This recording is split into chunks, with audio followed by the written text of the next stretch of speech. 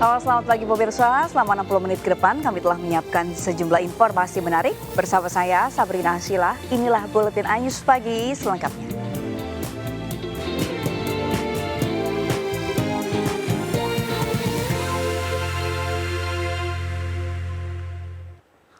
Pemirsa, tidak kuat menanjak akibat membawa muatan batu granit seberat 29 ton. Truk kontainer terbalik dan menimpa sebuah minibus di flyover di Jalan Ahmad Yani, Kota Bekasi, Jawa Barat. Akibatnya minibus yang tertimpa mengalami ringsek di bagian depan. Tidak kuat menanjak di flyover dan alami remblong, truk kontainer terbalik di Jalan Ahmad Yani, flyover menuju Pekayon, Kota Bekasi, Jawa Barat. Akibatnya kontainer peti kemas bermuatan batu granit dari Tanjung Priok menuju Cileing ini menimpa satu mobil di belakangnya. Beruntung 4 penumpang di dalamnya selamat namun mengalami kondisi syok. Untuk mengevakuasi truk kontainer, kepolisian mengerahkan 2 alat berat krain ke lokasi. Setiba di TKP, situasi jalan raya menanjak, kemudian kendaraan berjalan mundur. Pengemudi mengambil inisiatif membuang ke kiri sehingga membentur pagar gadril pembatas jalan. Dalam waktu yang bersamaan, peti kemas tersebut melintir kanan sehingga roboh menimpa 2 kendaraan. Macet. Berarti lagi jalan macet, tiba-tiba bang rem blong ya? Iya, remnya blong ya. Terus mobil posisi mundur Abang langsung banting setir ke kiri. Oh, langsung Karena terbalik. kalau kita dilurusin banyak korban, di belakang macet. Akibat kecelakaan, arus lalu lintas di Jalan Ahmad Yani menuju Pekayon dan arah sebaliknya mengalami kemacetan hingga belasan kilometer. Dari Bekasi, Jawa Barat, Rahmat Hidayat, iNews melaporkan. Kebakaran terjadi di tengah pemukiman padat penduduk di Polewali Mandar, Sulawesi Barat. Sebanyak 2 rumah ludes terbakar diduga akibat korsleting listrik. Gedung sekolah menengah atas di Kabupaten Oki, Sumatera Selatan terbakar. Sedikitnya 41 ruang asrama laki-laki hangus terbakar.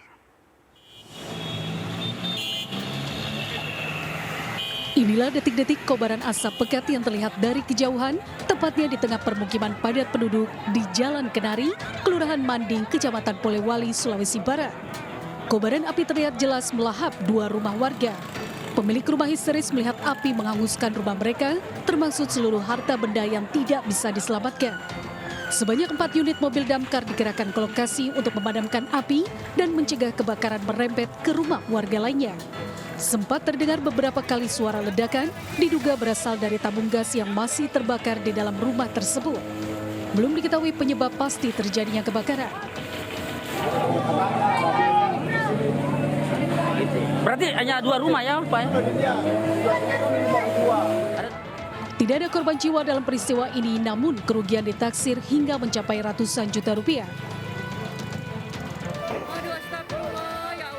Sebuah gedung SMA Negeri 3 unggulan Kayu Agung di Kabupaten Oki, Sumatera Selatan hangus terbakar. Sedikitnya 41 ruang asrama laki-laki gedung sekolah tersebut ludes terbakar.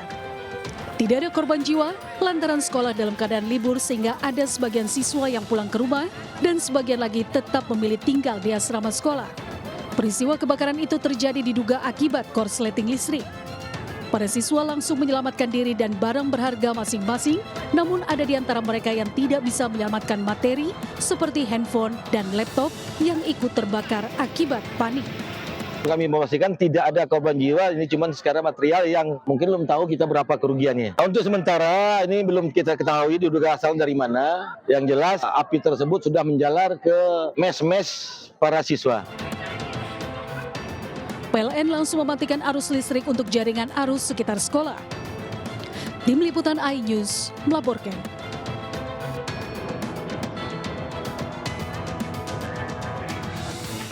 Sebuah pohon beringin setinggi 15 meter tumbang dan menimpa 2 warung dan 1 bangunan rumah di kawasan PHH Mustafa, Kota Bandung. Beruntung saat kejadian para penghuni dapat menyelamatkan diri.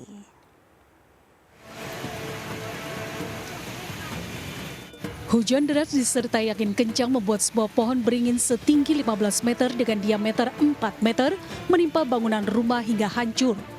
Selanjutnya itu bangunan tersebut juga menimpa 2 bangunan warung yang berada di dekat pohon tersebut. Selain menimpa beberapa bangunan, pohon tersebut juga membuat akses keluar masuk kampus terhalang. Menurut pemilik rumah, saat kejadian dirinya sedang berada di lantai 2. Dan saat korban berada di tangga menuju lantai 1, tiba-tiba pohon tersebut merusak bangunan rumahnya hingga rusak parah. Pas hujan gede sih, kan tadi tuh hujan angin, lagi angkat jemuran.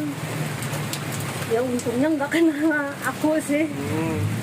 Nah gini aja tuh langsung kayak gini. Ini pohon 15 meteran lah. 15 meter. Ya. Ini nimpa apa aja, Kang? Nimpa warung, rumah. Rumah. Ya. Kondisinya gimana, Kang, setelah tertimpa? Kondisinya rusak Rusak parah, Pak, ya? Rusak parah. Dengan alat seadanya, warga dibantu petugas kampus membersihkan material yang hancur akibat pohon tumbang. Dari Bandung, Jawa Barat, Ervan David, iNews melaporkan.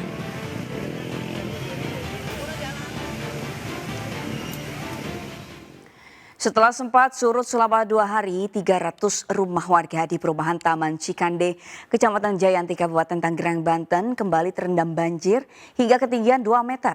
Akibat meluapnya sungai Cidurian ini meluas hingga merendam 500 rumah di 4 desa di Kecamatan Jayanti.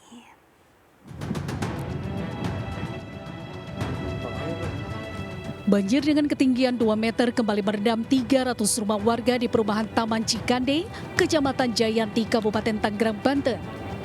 Warga yang sebelumnya sempat pulang ke rumah, kini terpaksa mengungsi kembali ke balai warga dan tenda pengungsian yang didirikan Kecamatan Jayanti.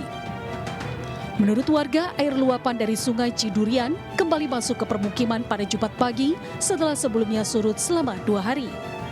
Selain melumpuhkan aktivitas, warga mengaku merugi lantaran banjir yang kerap kali terjadi setiap tahun ini merusak barang-barang berharga mereka. Setelah kemarin sempat 2 hari banjir, 2 hari surut, kemudian hari Jumat datang lagi itu malah lebih gede dari yang pertama. Udah sempat bersih, udah pulang lagi, ternyata banjir lagi yang ngungsi. Tinggian hari ini hampir sama dengan yang kemarin, ini masih berkisar di antara 40 cm sampai dengan 2 meter atau 2,5 meter, 2,5 meter. Pemkab Banten bersama Balai Besar Wilayah Sungai Cidurian rencananya akan melakukan normalisasi, membuat tanggul dan kantung air agar banjir tidak kembali terjadi. Dari Kabupaten Tangerang, Banten, Aimarani, iNews melaporkan.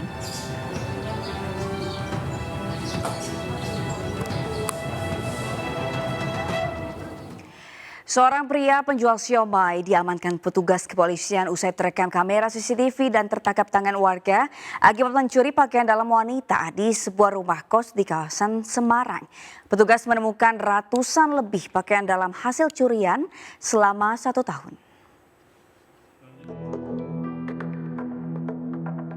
Sebuah rekaman kamera CCTV memperlihatkan aksi pencurian pakaian dalam wanita di sebuah rumah kos wanita di Jalan Tanjung Sari, Sumur Boto, Banyumanik, Kota Semarang.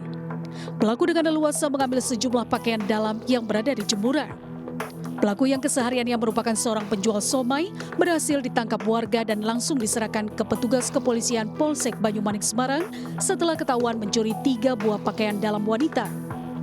Dari hasil penyelidikan polisi di rumah kontrakan pelaku, petugas mendapatkan sebanyak 675 pakaian dalam hasil curian yang sudah dilakukan sejak tahun 2022 lalu. Pelaku mengaku jika ratusan pakaian dalam hasil curiannya itu untuk melampiaskan hasrat seksualnya lantaran tidak memiliki uang untuk open BO. Pelaku juga beraksi secara acak dalam memilih tempat kos yang menjadi sasarannya, bahkan dalam satu tempat pelaku mencuri 15 pakaian dalam wanita.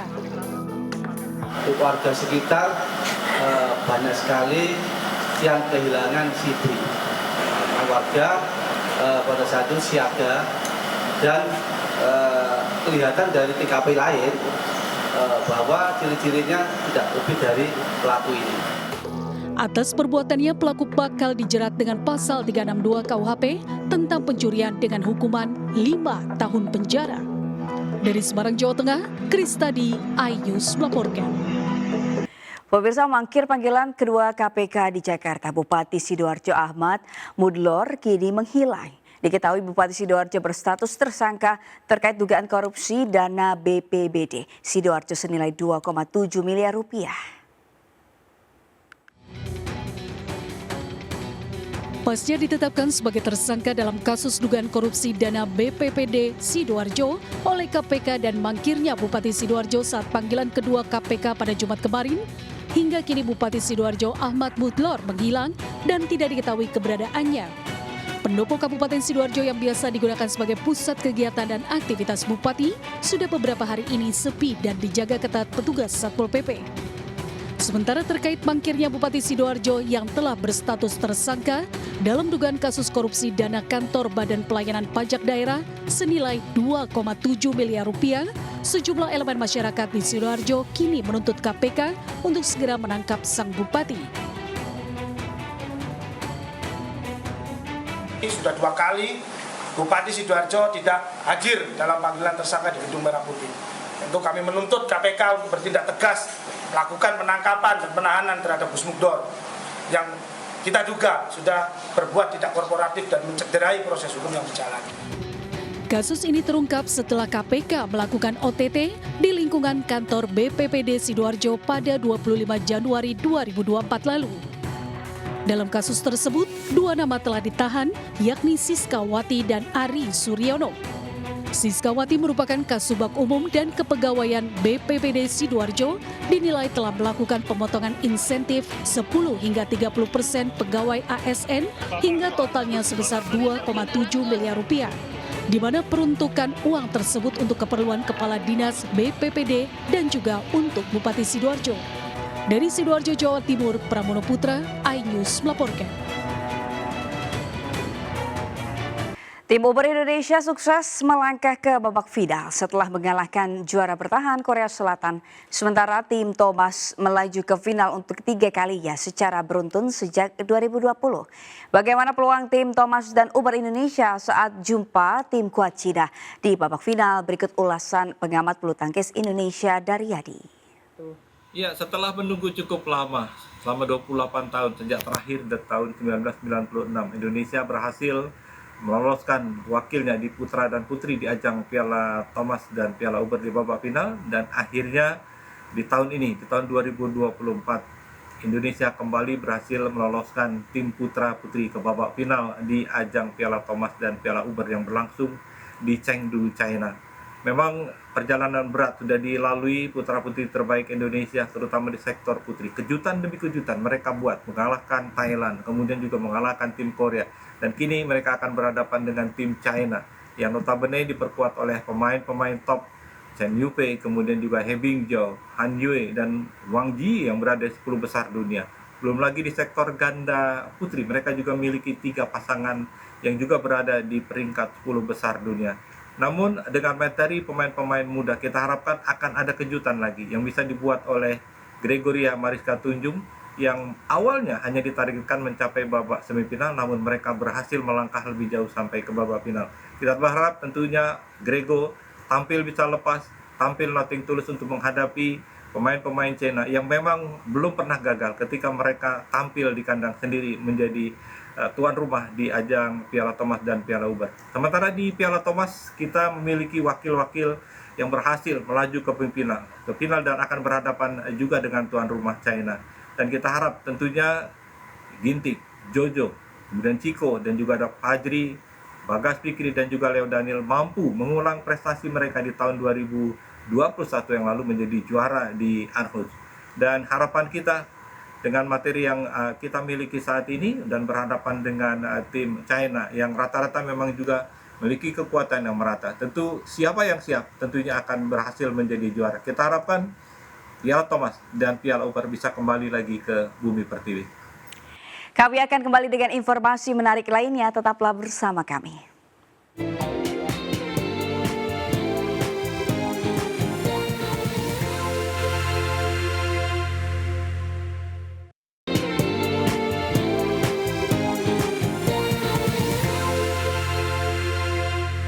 Kita beralih ke informasi lain pemirsa. Bagi Anda yang gemar berwisata air, Tirto Sari View yang berada di Lumajang, Jawa Timur wajib masuk list agenda wisata Anda. Berada di lereng Gunung Semeru, pengunjung bisa berenang dan menyelam di sumber air alami bersama ribuan ikan koi hingga mencoba keseruan berfoto di dalam air.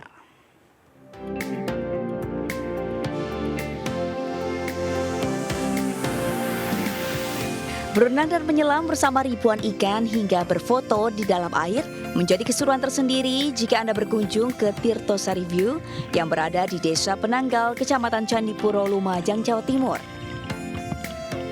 Berada tepat di kaki Gunung Semeru membuat udara di tempat ini sejuk dan cocok untuk menghilangkan penat dari hiruk-pikuk perkotaan. Sensasi berenang hingga menyelam di air yang berasal dari sumber air alami yang super jernih bersama ribuan ikan koi tentu menjadi pengalaman yang tidak bisa didapatkan di tempat lain. Dan bagi Anda yang tidak bisa berenang, tak perlu khawatir karena pengunjung juga bisa memberi makan ikan koi sambil menikmati segarnya udara pegunungan. Tempatnya sejuk, nyaman, asri, terus juga ada spot foto sama ikan di kolam. Bagi yang bisa berenang, bisa langsung foto ya sama ikan. Berhubung saya nggak bisa berenang, jadi cuma ngasih makan ikan saja. Ya, Tirto Sari selain wahana untuk pemandian, spot foto underwater ini wahana yang sangat diminati oleh para wisatawan. Untuk berkunjung ke Tirto Sari View ini, pengunjung cukup membayar tiket Rp5.000 saja. Murah meriah kan? Dari Lumajang, Jawa Timur, Yayan Nugroho, iNews melaporkan. Dan pemirsa, informasi tadi sekaligus mengakhiri perjumpaan kita hari ini. Mari ulurkan tangan Anda untuk berbagi kebaikan kepada sesama bersama MMC Peduli melalui nomor rekening di bawah ini atau dengan scan kris berikut melalui aplikasi uang digital Anda. Informasi lebih lengkap dapat diakses di mmcpeduli.org. Jangan lupa Anda bisa mendapatkan informasi terkini dan terbaru melalui portal yang menghadirkan berita daerah, berita nasional dan berita internasional lengkap di inews.id. Saya Sabri Rasilah pamit undur diri. Terima kasih, selamat pagi, sampai jumpa.